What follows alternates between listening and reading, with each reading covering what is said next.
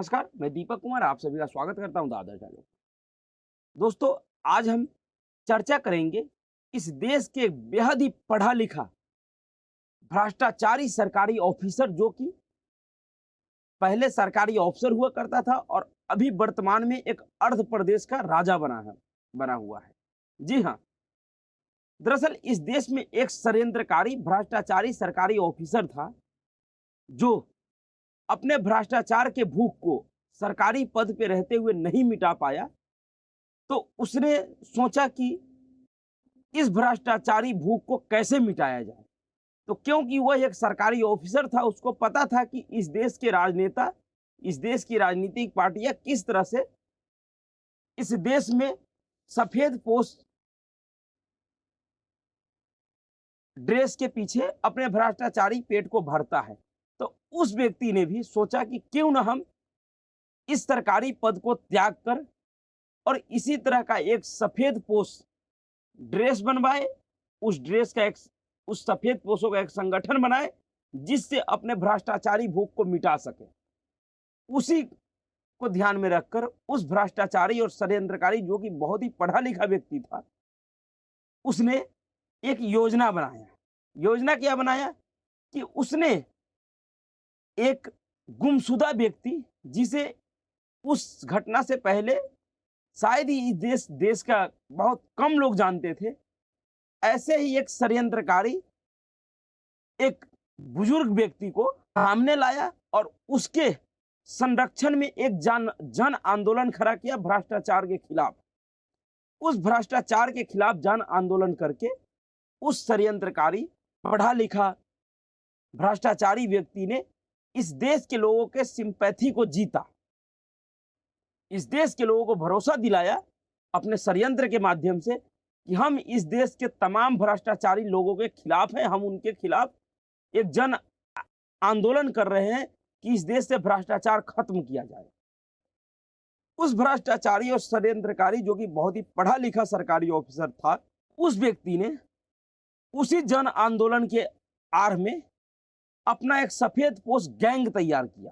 उस गैंग ने उस समय के वर्तमान सरकार और नेताओं के खिलाफ एक झूठा रिपोर्ट तैयार किया, जिस रिपोर्ट के आधार पे उसने एक प्रदेश के लोगों को और देश के अनेक क्षेत्रों में रहने वाले लोगों का भरोसा जीता।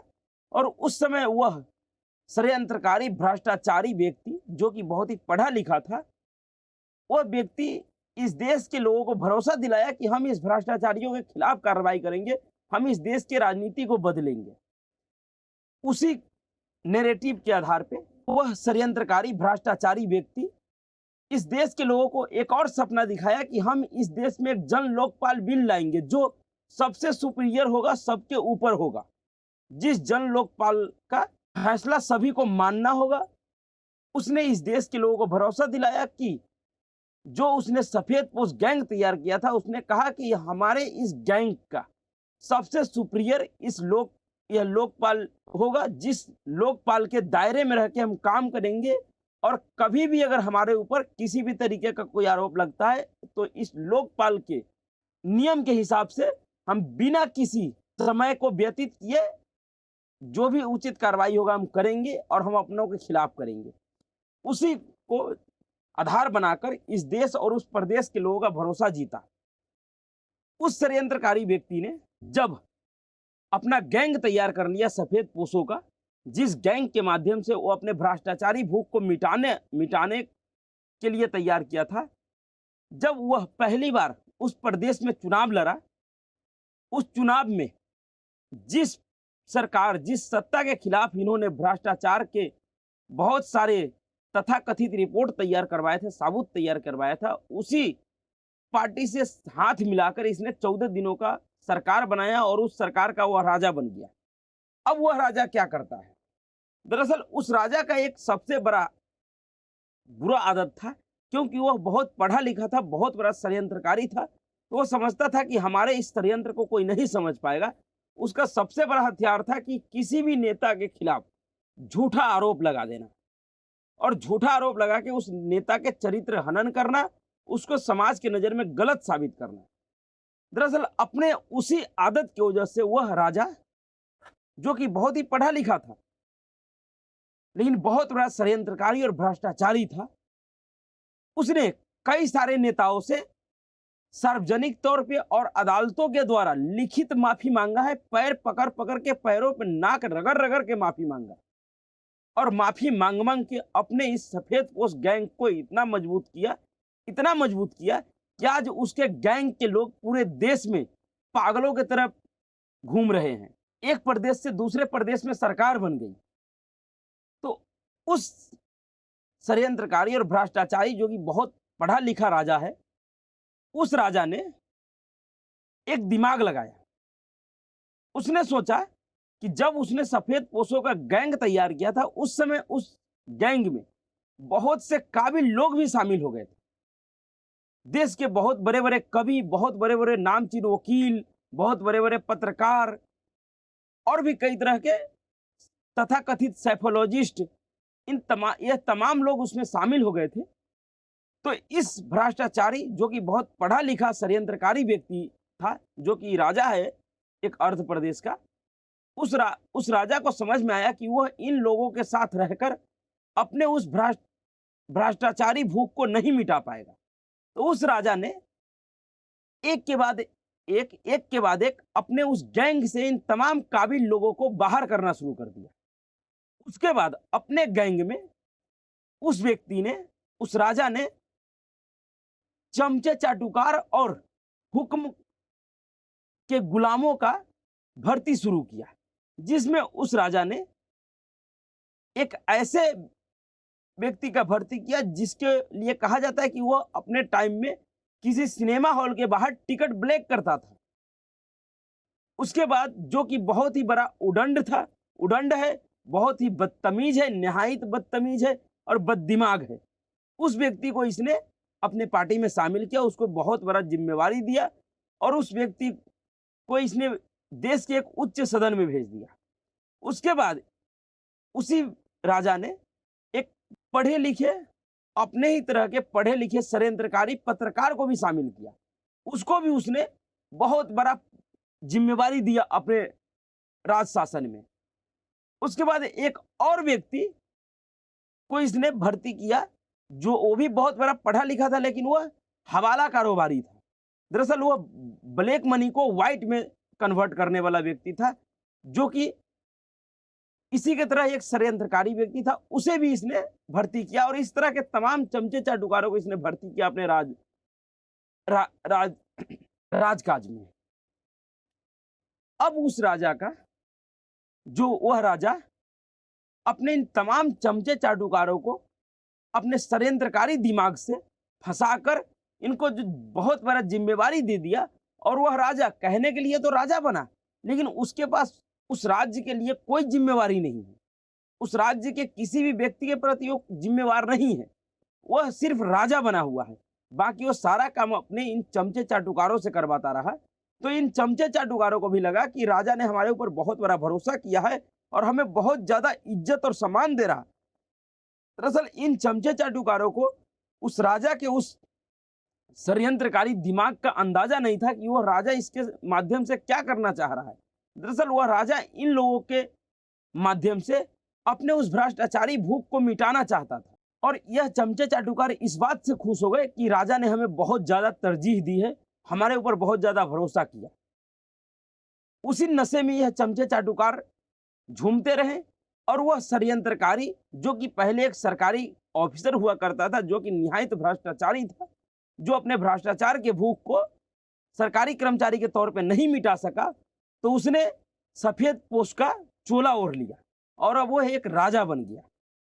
दरअसल उस राजा का जब यह जो सारा षड्यंत्र था जिसका खुलासा होने लगा, उस राजा का जो सबसे महत्वपूर्ण सिपाह सलाहकार था, जो सबसे ज्यादा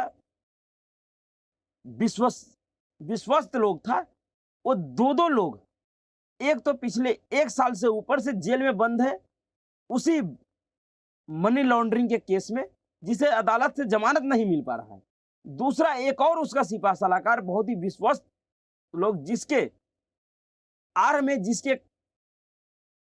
शिक्षा की आड़ में उससे शराब बेचवाया, उससे शराब का दलाली करवाया और उस दलाली के पैसे को राजा ने अपने हित में लगाया। उस वह व्यक्ति भी पिछले 2 ढाई महीनों से जेल में है और उसको भी जमानत नहीं मिल रही। अब उस राजा का जो पूरा षड्यंत्र था वो खुलना शुरू हो गया, तो उस राजा ने एक और दिमाग लगाया, जो कि बहुत पढ़ा लिखा है, बहुत बड़ा षड्यंत्रकारी है, सरकारी ऑफिसर रह चुका है और भ्रष्टाचारी भी है। अब उस राजा ने सोचा कि हमारे इस भ्रष्टाचार का जब पोल खुलने लगा है, तो कोई ना कोई तो उपाय निकालना होगा इस जो खुलती हुई पोल है इसको दबाने के लिए। तो उसने एक और दिमाग लगाया। उस राजा ने दिमाग यह लगाया कि जैसा कि उसके पिछले कामों से, जिस तरह से उस राजा ने पिछले बहुत सारे नेताओं के ऊपर बेवजह, बिना किसी तथ्य के, बिना किसी सबूत के आरोप लगाए थे, जिसके वजह से उस राजा को उन नेताओं के पैरों पे नाक रगड़ रगड़ के माफी मांगना पड़ा था। तो अब इस राजा ने दिमाग लगाया कि क्यों न हम जहां से अपना राज्य शासन चलाते हैं उसी को एक ऐसा अड्डा बना ले जहां से हम इस देश के सबसे बड़े व्यक्ति को सीधा गाली दे सके और उसके माध्यम से हम इस देश में जो मेरे खिलाफ है, जो मेरा षड्यंत्र खुल रहा है, इसको छिपा लेंगे। तो इसलिए क्योंकि उस राजा को पता था, जो कि बहुत बड़ा पढ़ा लिखा है, बहुत बड़ा षड्यंत्रकारी है, तो उसे पता है कि वह जहां से अपना राज शासन चलाता है उस सभा के अंदर कही गई किसी भी बात के ऊपर उनके खिलाफ कोई मुकदमा नहीं हो सकता है। इसलिए उस षड्यंत्रकारी, जो कि बहुत पढ़ा लिखा है, उस राजा ने अपने उस सभा का दुरुपयोग इस देश के सबसे बड़े प्रतिष्ठित व्यक्ति, जो कि दुनिया के सबसे लोकप्रिय नेता है, उसको गाली देकर अपना नाम को बड़ा करने में लग गया। जिस वजह से वो फिर से ऐसे ऐसे मुद्दे को उठाया जिस मुद्दे के लिए उस राजा के ऊपर अभी वर्तमान में गुजरात के मजिस्ट्रेट कोर्ट से मानहानि के मामले में फिर से सम्मन जारी किया गया, जिस राजा को अब अदालत के सामने पेश होना है। तो यह राजा कितना भ्रष्टाचारी और षड्यंत्रकारी था, पढ़ाई लिखाई का उसने किस तरह से फायदा उठाया, यह समझने वाली बात है। और इस कहानी से यही समझ आता है कि पढ़ा लिखा, जो जितना ज्यादा पढ़ा लिखा होता है वह उतना बड़ा षड्यंत्रकारी हो सकता है, वह उतना बड़ा भ्रष्टाचारी हो सकता है। अपने भ्रष्टाचार के भूख को मिटाने के लिए उतने ही बड़े बड़े षड्यंत्र को अंजाम दे सकता है। तो यह था एक भ्रष्टाचारी और षड्यंत्रकारी सरकारी ऑफिसर से एक अर्ध प्रदेश के राजा बने एक भ्रष्टाचारी राजा का कहानी। तो अभी के लिए इतना ही। अगर आपको वीडियो अच्छा लगा तो वीडियो को लाइक कीजिए, शेयर कीजिए और चैनल को सब्सक्राइब कीजिए। नमस्कार।